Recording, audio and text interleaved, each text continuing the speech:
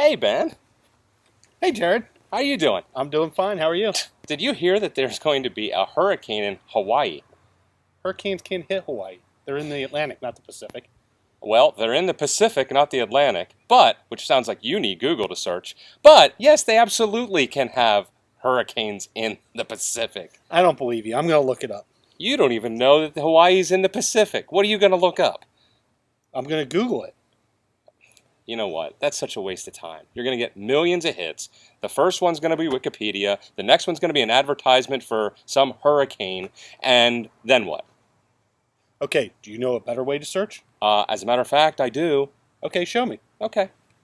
So as I was explaining to Ben, when you're using a Google search, there really is a pretty significant learning curve when it comes to being able to filter down and really get the resources that we're looking for. So when I search for plate tectonics, you'll see that the very first hit is Wikipedia because that's probably most often used. However, if I go to the search tools, you'll see that if I click all results, I can also search by reading level. Notice that there's actually 78% of the hits that are related specifically to advanced reading levels. So when I click on that, you'll notice that it filters down. So I'm really not getting the articles or the entries that may not have been as higher order as what I would have liked. The other things that I can do is use some of the tools that are available in Google. And if I go to more and then even more, what you'll see is there's a whole plethora of web search tools that are here, as well as, if I scroll down, what you'll see is that there's a whole section of specialized search. What I like about the specialized search is it allows me to use Google's powerful searching engine to only use certain sites when actually searching.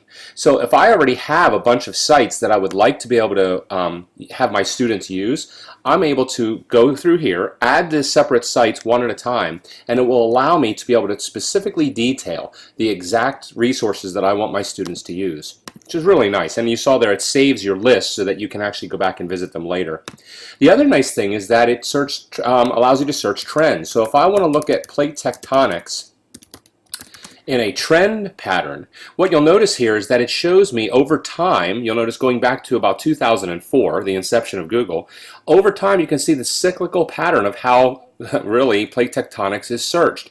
Maybe that's the time of school year when certain school districts get to that. Maybe it's because of natural events or phenomena.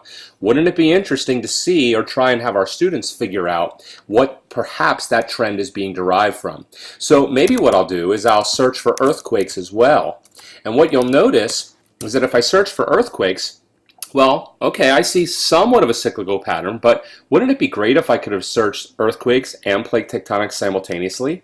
Well, you can. If I click Add, I'm going to go ahead and I'm going to actually type in plate tectonics, and you'll notice that I can see that pattern. Now obviously earthquakes are searched a lot more, but you may notice here that there is somewhat of a cyclical pattern that perhaps matches, and now you can have your students conduct some higher order exercises or thinking to be able to maybe make a case or a hypothesis of why that may be.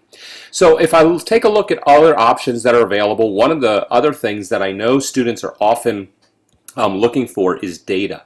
And so when I go to Fusion Tables, what you'll see here is that I can actually go in and take a look at the actual public data that Google has in its normal tables. So if I go to Google Tables and I search for plate tectonics, again sticking with that same theme, what you'll see is that I have all kinds of data here: 6 rows, 3 columns, 3 rows, 4 columns, 33 rows, 5 columns, where students can actually use real-life current data that's actually out there on Google. So hopefully this gave you a little bit of an idea of how Google can be used for more than just a search. Now to wrap up, while we're back here, one of the last tools that I want to show you that's not under even more is you may have noticed that one of the places that we were seeing a lot of resources was the EDU sites or the higher ed. Another place that we certainly know would be good would be .gov. Well, I'm not sure if you knew this, but if you type in site : and any website or web extension that you'd like, you can force Google to search based just on that extension. So I'm going to type in site.gov. When I do that, you'll notice that every single search result ends in .gov, meaning I'm getting things that are coming from probably the U.S. Geological Survey. If I did .edu, you're seeing that I'm getting higher ed. probably in California, Colorado, where they see high activity with the plate tectonics that are there. So this gives you a more of an analog way, if there is such a thing in Google, of actually manually crafting where your custom site search goes to. But I wanted to make sure to at least share that with you so you knew that you didn't have to go to more, even more, to set up really explicit custom searches for your students. So hopefully this helps you out, and we'll take it back to Ben and Jared. See, I told you you can use Google much more powerfully. Thanks a lot. So what did we learn? We learned that hurricanes can be in the Pacific. Yeah, and we did also learn that Hawaii's in there with them. Okay. All right. Very good. So we learned how to do site search, and we learned how to do Google Trends. Google Trends. Right. So what if I want to learn about more? Well, I tell you what. If you take a look at our article this month, what you'll be able to see is that there's a whole bunch of different ways that we can tap into Google and some of the more features that you'll find in it.